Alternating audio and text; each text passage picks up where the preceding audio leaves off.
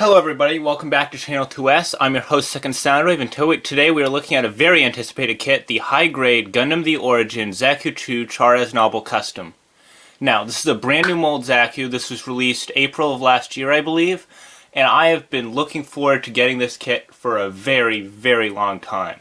Finally got it here, finally built it up, and it's just amazing. But before we get into the kit, let's take a look at the box here. On the front, we have what appears to be a still pulled right out of the OVA. I remember seeing this scene in pretty much all the trailers where it's like a sort of reanimation of one of the battles from 0079, I believe.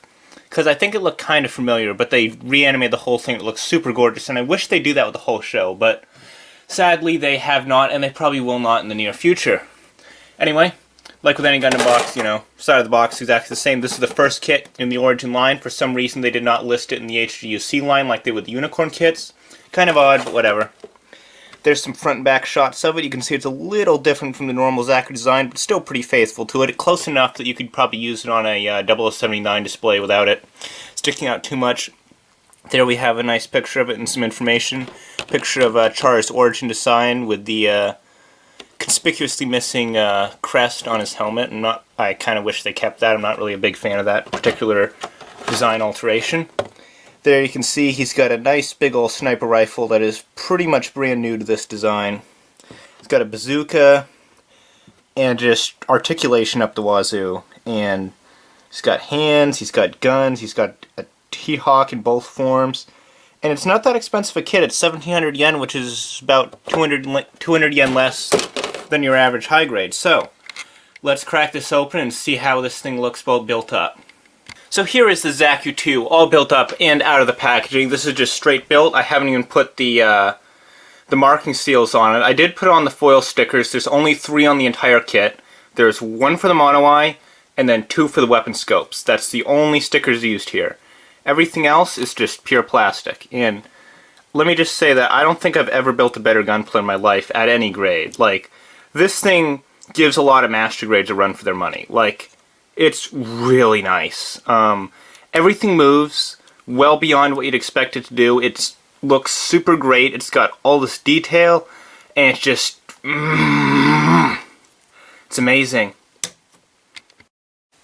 So I'm going to pull in close here just so we can get a good look at the details in this kit. Now the head has a couple minor points I'm going to address. First of all, there's a couple loose pieces in here that I glued down and I'd recommend gluing down. Number 1 is the commander fin. It's very loose and does like to come out a lot. And number 2 is this little nose section. Now, I might have messed up when I built this because I kind of stuck it over a toothpick to make it easier to denub, so I might have just screwed it up on my own. But it was very loose on my copy, so I had to glue it. That could just be my mistake, though I'm not really sure. Going down here to the chest, we can see one of the unique features of the Char custom is that it has these chest Vulcans. And I suppose if you had a very small gray brush, you can go in there and paint those, or better yet, silver. A lot of nice detail here on the chest. Nice work on the pipes. They're single pieces of a kind of softer plastic, and they have like grooves cut in them so they can be bent around to form the shape here. I thought that was a pretty clever design. Way better than the, post on a bendy wire that they used on the real grade. That was just a nightmare. And what else do we got here? We got the shoulder pads. Seam line placement is excellent on this, by the way, and nub marks are very, very, very well hidden. There's only a few that are really that noticeable. I can kind of see the ones on the wrists here, but most of them are pretty darn well hidden. But like I was saying, seam lines are pretty well done. Like, it doesn't go down straight down the middle of the thing. It kind of follows one of those horizontal circles, and just all the seam lines are amazingly hidden. Down here on the arms, lots of detail. The waist, tons of detail. All those flaps move. It's just, everything about it is just amazing. The pipes are kind of like loosely in here so they don't get in the way of articulation that much. And the feet down here, he's got the thruster sculpt in the bottom, albeit a bit dusty. But he's got the thruster sculpt in the bottom there just like he should. The backpack is perfect. No seam lines visible on it whatsoever. It is just absolutely incredible. But we are just now getting to the greatest part of this kit, which is its articulation. So, starting things off from the head down, the neck is a ball joint on a hinge on a ball joint. That's right. There are 3 points of articulation on the neck The hinge in the middle is a little stiff and a little tough to move, but you can pretty much get the head however you like. If you tip it up a bit and you grab a little pin or something, you can push this little tab and that will move the mono eye around, and that is always cool, always fun to see, especially on a high grade like this. Now, moving down to the abdomen, something I've never seen before in really any kind of kit. You can actually kind of crunch in the chest here, and on top of that you still have the swing out poly cap. So you have 2 points that you can use to swing the arms in, and that is just incredible. And of course you still have the ball joint at the shoulder. You've got a double hinge up here, so this can get out of the way as much as you need. You can swing this up as much as you like. You can rotate it all the way around. You got a thing here. The arm basically comes up as far as the shoulder pad will allow. The wrist has perfectly fine normal movement. Pretty much the same thing on this side, except the shoulder pad's a little different here. It comes out to about here, and it rotates, and you can swing it forward and back. So if you want to like swing it behind his arm, or maybe have it in front as like a shield, you can totally do that if you want. And it really doesn't hinder the arm movement that much, and if you really want to get it out of the way, you can pop it out to here and get pretty much a full 90 out of the shoulder. The rest of the arm articulation exactly the same on that side. So moving down, we have the waist. Now I'm going to assume you're familiar with how most high grades are built. They usually got a one of those ball type polycaps going into a socket, with a ball type polycap coming out of that abdomen piece that has a socket in it, and that pops into the chest. On this, there's like this L-shaped bar with a ball joint on each end that mounts here, and then mounts up inside the chest. And then the abdomen piece kind of floats around it. So you can see it's not really mounted in there, just kind of floating. But that's fine because it gives him a ton of movement. He can bend forwards about that far. He can bend back about that far. He can bend to the side, that far, to this side, and he's still got all the rotation you could want.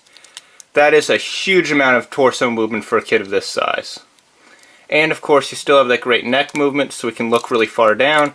He can pretty much look 90 degrees from pretty much 90 degrees straight down at the ground, which is really incredible. Now, waist armor here. They swing out to the side, and if you really want to get them out of the way, they sort of hinge out like that. But you really don't have to, because once you bring it out to here, you can pretty much bring the leg up 90 degrees.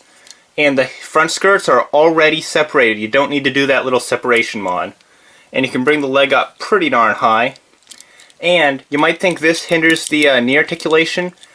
It does not. You can bring the knee pretty much as far as you could normally. You lose maybe like 4 or 5 degrees of movement, but most of it's there. And the knee has like this nice kind of part here that kind of hides the gap. I love that. I mean, if you really want to, I suppose you could bend the knee this way and expose it, but that piece is there for the sole purpose of covering it up, so you might as well use it. And then the ankles. The ankles come forwards, they go down, they rotate left and right, and they have this cool little function where, let me see if I can get this to work. You can bring the ankle forwards, and as you do that, it tips the toe down so you can get like a walking motion. I'm not sure how well that's picking up, but you have like a hinge in the middle of the foot that allows him to get a sort of realistic walking maneuver out of his legs. And that's not all, because this guy has a feature that has up until now been exclusively used on master grade kits.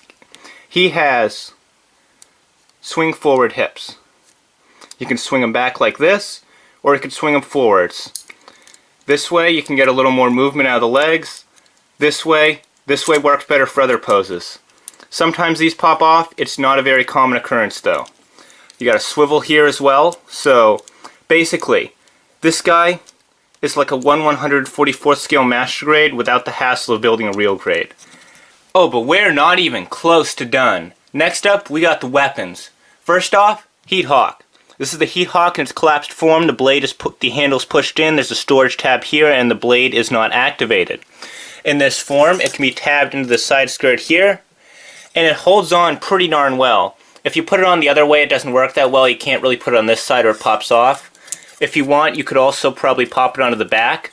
I find this works way better, since it means that he can pretty much grab it basically without it even coming off of there. And that, anytime any kit can do this, where they can just unsheath their weapon without popping it off, and they can just go like this, and just pop it off a little bit like that, and boom. You got an axe in hand, he can swing it around front, and then when he wants to switch over to one of his other weapons, he can swing it back to here, and thanks to that amazing assortment of shoulder movement, he has no problem doing that whatsoever. And of course, you get the activated heat hawk. Handle's extended, there's no tab on the side, and the blade is in its fully activated position. This can also be held in his hand. He kind of holds it pretty crappily though. It's really not his primary weapon that I'd recommend using. I mean, if you hold it sideways, you can actually get some decent poses out of it, but it's really not the main event here. What is the main event here, you may ask? Well, I'll get to that, but first, gotta take a look at the secondary main event, his bazooka. Now, I love this bazooka. It's got 4 thrusters in the back. The handle here can move all the way from here to here. Side handle goes 180 to each side. And you can even adjust the scope from down to the side, up at an angle. And that's not all, because you also get a removable ammunition pack for the bazooka.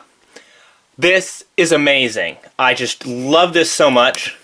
You can take this, you can pop it right in either hand. It fits in just great. Give me a sec, I'll throw it in and you'll see what it looks like. There we go. Now one final point I have to make that I forgot to mention, you do need to switch to the trigger hand to use the bazooka, but the handle bends so far that you can have his arm all the way back here and he can still comfortably hold the bazooka, because bazookas, as you may know if you've been collecting the HGUC line for a while, are one of the biggest pains in the butts to pose with because they're always getting in the way, they're always bumping into stuff. This way, everything moves well within the range it should, and it's not a problem at all to get him into pose. You can even have him looking with his mono eye right down the sight, and that just looks scary, and I love it. It is amazing. If you want to have him in a more outward position, you can just go like this, and kind of hook this back over his shoulder.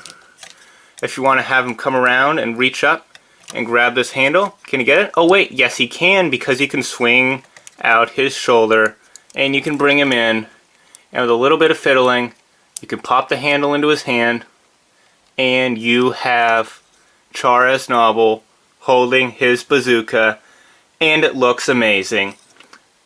Could it get better? Absolutely it could, because you get 2 spare ammunition packs, and they pop right here on the shoulder pad, and that is just awesome. It looks great. I mean, logically it doesn't make sense to have your, explosive bazooka rounds on the outside of your shield, but whatever. I'll give it a free pass because it is so cool looking. But before we move on to the big main event here, there's one final thing we have to look at, and that is this adapter right here. You might have noticed these holes in the sides of his backpack, and those are for mounting this. You take that, you take the bazooka, and you can just pop it in pretty much whatever way you like. I kind of usually just throw it in like this. Put the handle to the side a bit so it's out of the way. And you have Char Aznavour with his bazooka stored on his back. This beats that stupid horizontal storage that the Gundam uses any day of the week. This is just getting better and better. Now at this point you might be thinking, it can't possibly get any cooler than this, could it? Oh, you bet it can. This is the Antiship rifle. It's that big old sniper rifle we saw on the front of the box, and it is a monster. It is literally taller than the kit itself. I have the barrel right against the ground, and his head barely comes up to the scope. This thing is massive. It's got that big muzzle braking thing that 50 cals have on the front. It's got a nice ammo clip. Does not come out. Whatever. Don't care. It's got a scope right here. It's got a handle. It's got a stock. It has 2 storage points right there, and just like with the bazooka, you just pop it in the hand. And here we go, coolest weapon, best Gundam weapon ever, in hand, and it looks absolutely amazing. You can move it around, you can pose it around. You might have a bit of weight issues with it, maybe not. Looks like it's holding pretty well to me. He can literally one-hand a 50 cal. But, as you can see, it's drooping just a little bit. So what do? We take this. This is an open hand for relaxed poses. Or is it? Because, look at this. It is the perfect shape to wrap around the underside of the barrel. That's right, this hand is designed for the specific and exclusive purpose of cradling the Antiship rifle. And it looks, just like with everything else, absolutely amazing. The hand fits there perfectly. It's got great articulation, so he has no trouble whatsoever putting it into a realistic position. Everything moves around and shifts around and gets out of the way. He's very stable. If you have a little bit of trouble with stability, you can kind of use the bazooka as like a third leg to stand him up. Forgot to mention this before, but the thrusters are on little ball joints, so you can move them around. They move quite freely and have quite a good range of motion. And this, I think we've almost pretty much reached the end. But there are two more cool things that I have to talk about this kit. Number one, those are the only foil stickers you get. You still get these though. These are a set of real grade style markings. I have not put these on yet. I might not put all of them on because I hate real grade stickers. But these are perfect for just making it look just amazing. Taking it from a 10 to an 11, just making it awesome. And one final thing, it uses a real grade style stand connector. Instead of having a hole drilled up his butt, you just take this piece, you clip it up there, you drop it on the action base, boom. You got yourself Char in an action base. It is just absolutely incredible. Final thoughts on this kit. This kit is an easy, absolute 10 out of 10. I genuinely cannot recommend this kit enough. It is easily the best non-Gundam suit model kit we've gotten at the high grade scale ever. And one final thing, before I go, I just feel I need to do this. It must be done.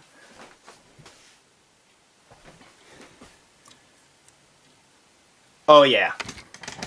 You are looking at the two most amazing high grade model kits ever made, side by side, Hero and Villain, Amuro and Char, the RX-78-2 Revive version, and the Zaku 2 Custom Origin version.